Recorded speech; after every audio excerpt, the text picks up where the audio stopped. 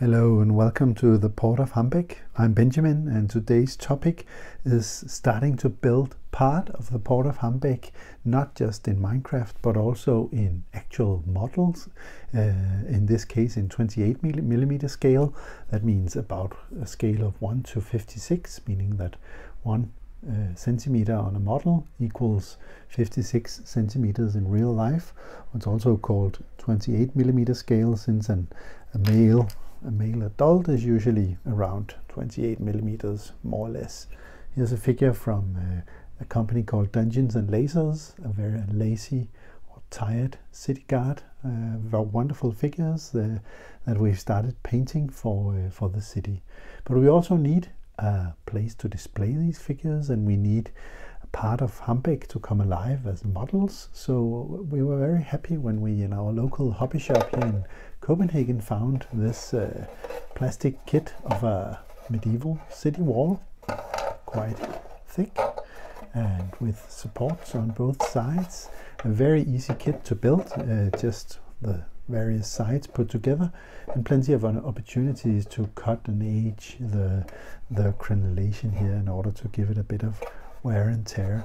So that would be an interesting setup. We thought to build a tiny diorama just of this piece of wall, in order to place figures on top or on a little street inside the city, or perhaps if we place it on a slope, there could be a little path underneath, with another option of taking pictures of models. But in order to add a bit more detail to the inside, we found another kit, my son and I, of a farmhouse, also made by the company Renedra. And well, it was a pretty cool building, but actually I sliced it in half and made it a bit smaller so it would fit our diorama. Here's the hay roof, the straw roof, which fits here. I've cut it open so it can fit over here. It's a little shed for firewood or something. I think we'll place that here. And there's some fencing as well, which we'll place over here.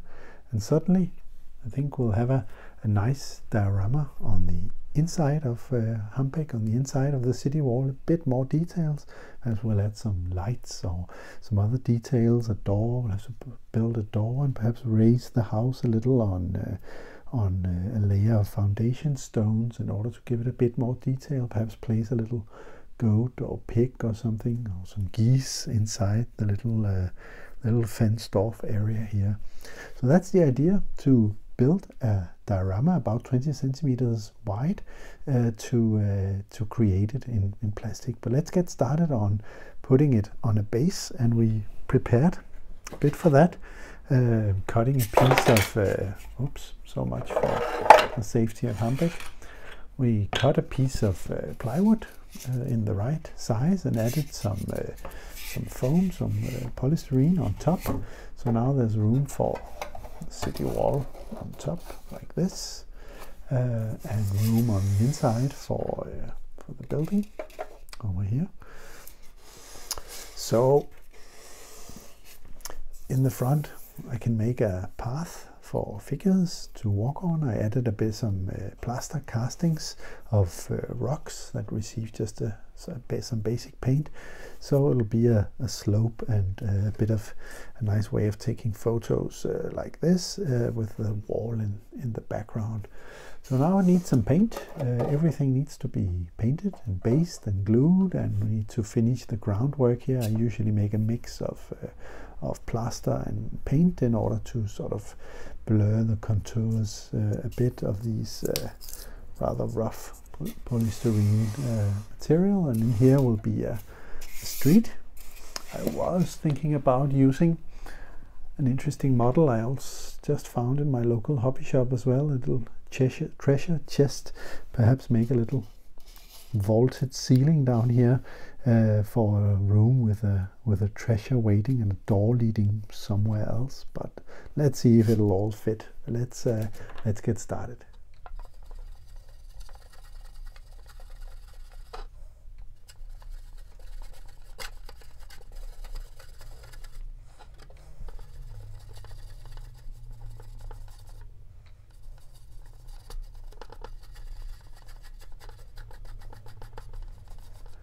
So now everything has a base coat of warm gray color. I think it's quite a nice color.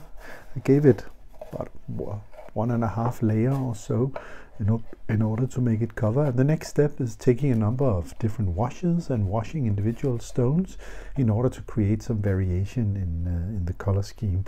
Then eventually I'll give the whole thing a sort of a brown wash and highlight it on top, so it sort of blends in a bit as well as preserving a bit of the variety.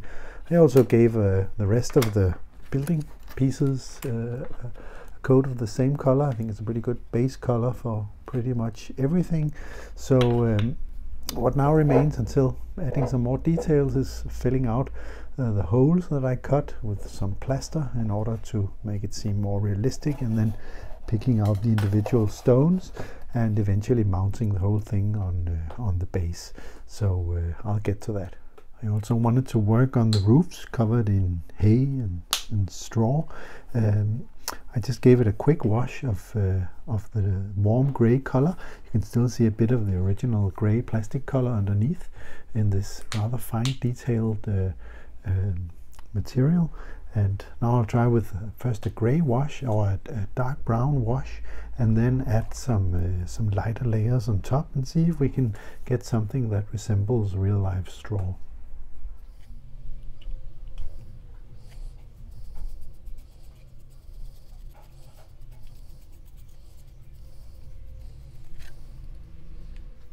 In my opinion, the key to getting a good result using washes is to make sure there's some variety in the wash, especially in natural materials like in this straw. It's important that there's a bit of variation, that it isn't too uniform, and I think that works pretty well so far.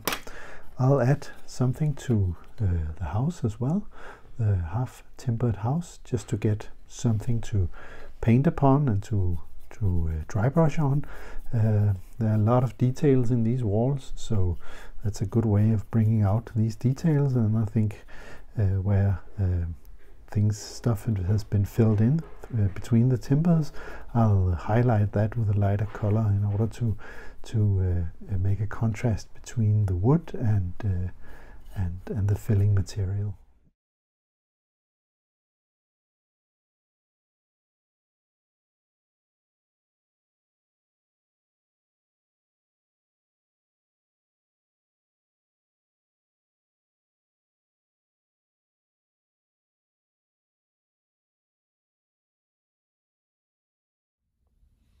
After the base coat, I gave the little house a brown wash in order to use the wonderful texture that's inside the structure.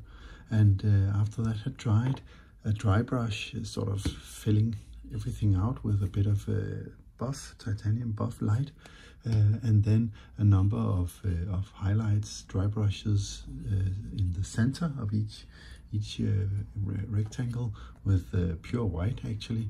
And now it's time to paint the timber and see how it works out. I think I'm very happy with this model. I think it has a wonderful texture, and as opposed to many other fantasy models, it doesn't have that odd timber that is sort of glued on top. It's actually integrated into the construction. So very nice. But let's add some brown as well. So the base layer of washes is complete.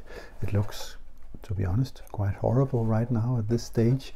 It looks like something from a circus with all these colors. There's some brown wash, gray, yellow and green wash, giving a bit of variation. But now it's time for some highlights and a wash overall to bring out all the fine details in the stonework, and hopefully these odd looking stones will be blended together. As for the little building inside, the roof is pretty much done, and I I painted the timber in the structure with a watered down sort of grayish brown using thin paint. Ensures that the weathering that's already there stays, so some of the highlights are still there, but I think I'll add a little dark brown wash and perhaps a little highlight on top as well. But overall I'm pretty satisfied on how that turned out. It looks pretty good, I think, even though it's all painted in the same base color. There's plenty of variation now. I think that'll look pretty good further on.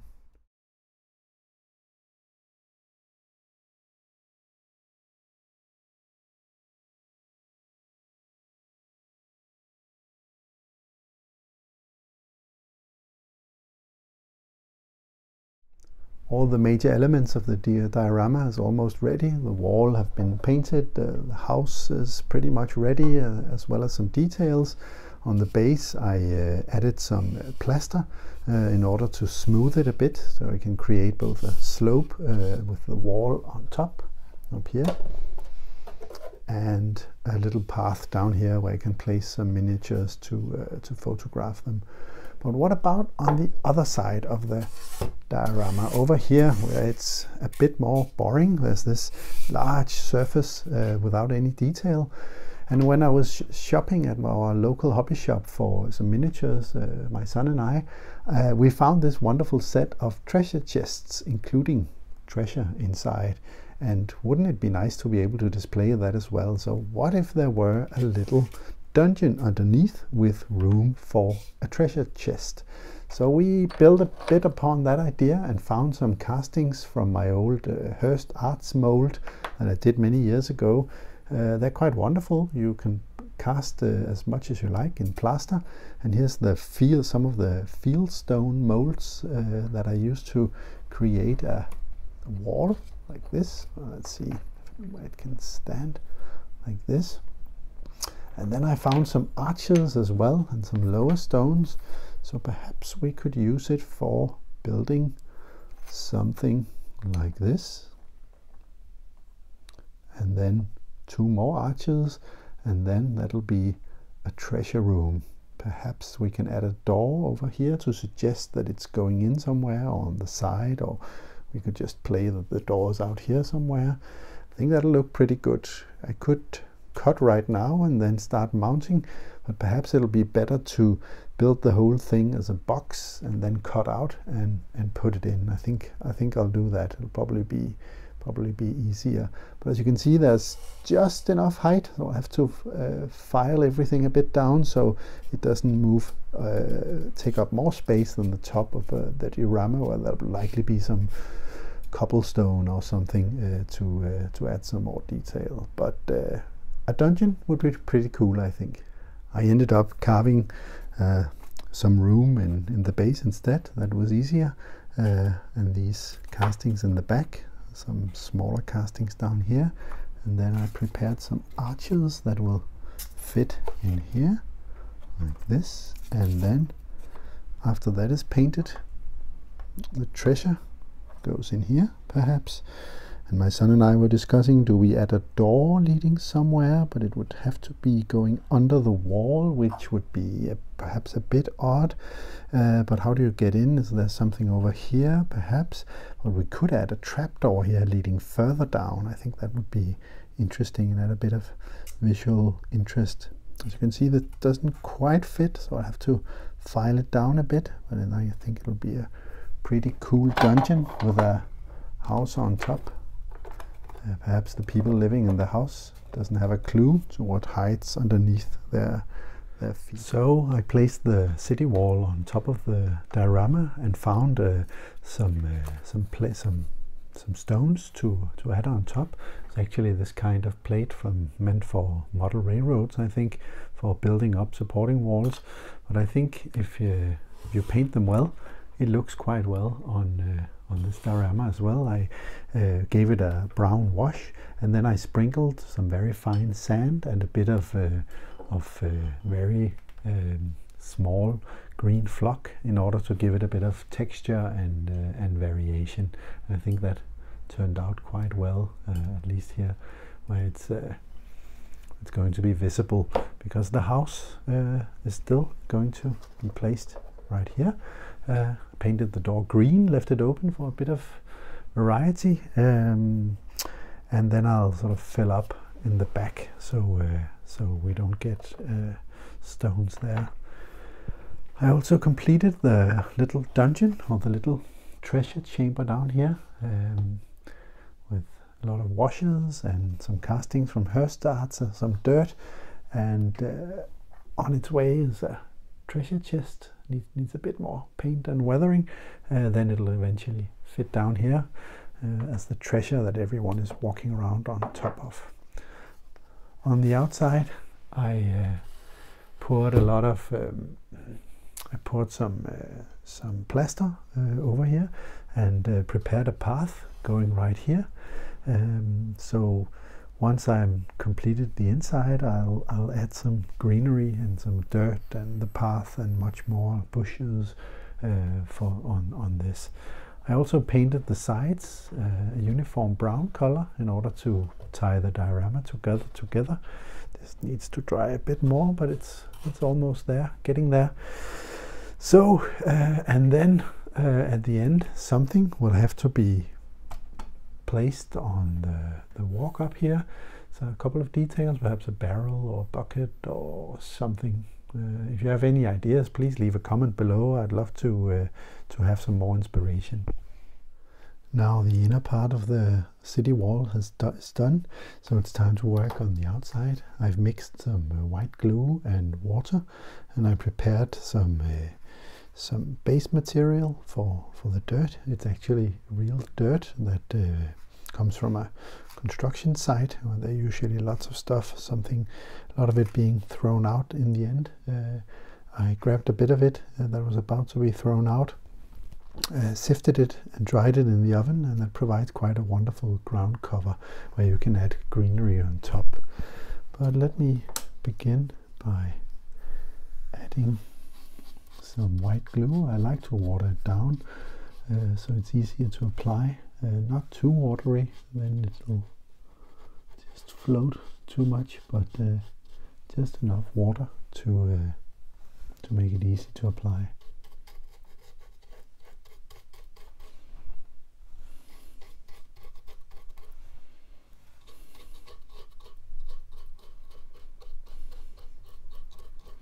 Down here will be a path, but I think the path will be made up of the base material, and then I'll add greenery to the rest.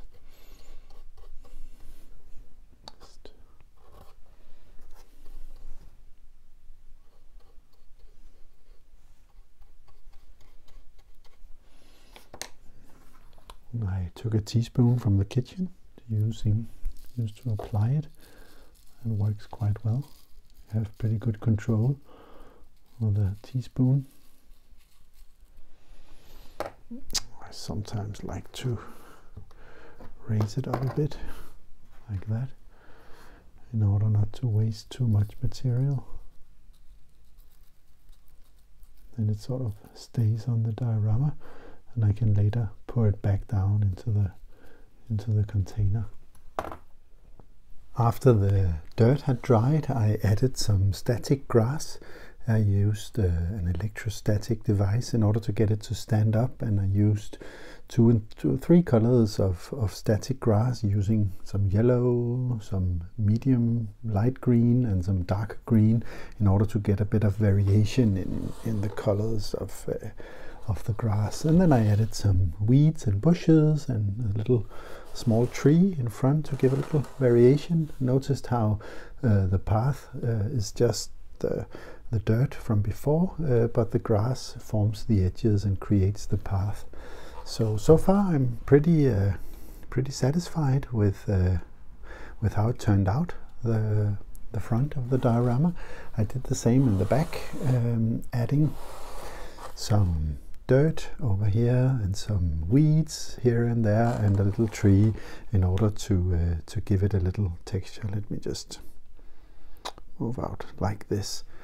So it is pretty much complete, this new diorama, but still needs perhaps a little more. It needs the treasure chest to go down here, and it needs an animal in here, and perhaps a little more detail on the top of the walk up here, the walkway. But otherwise, I'm almost calling it done, but let's see what I can find. Fortunately, I was able to find a kit of farmyard animals from a company called Warlord Games, with a lot of animals in 1:56 scale, that's 28mm scale. So I could actually choose, should the fence be for a little piggy perhaps, or some chicken or geese perhaps.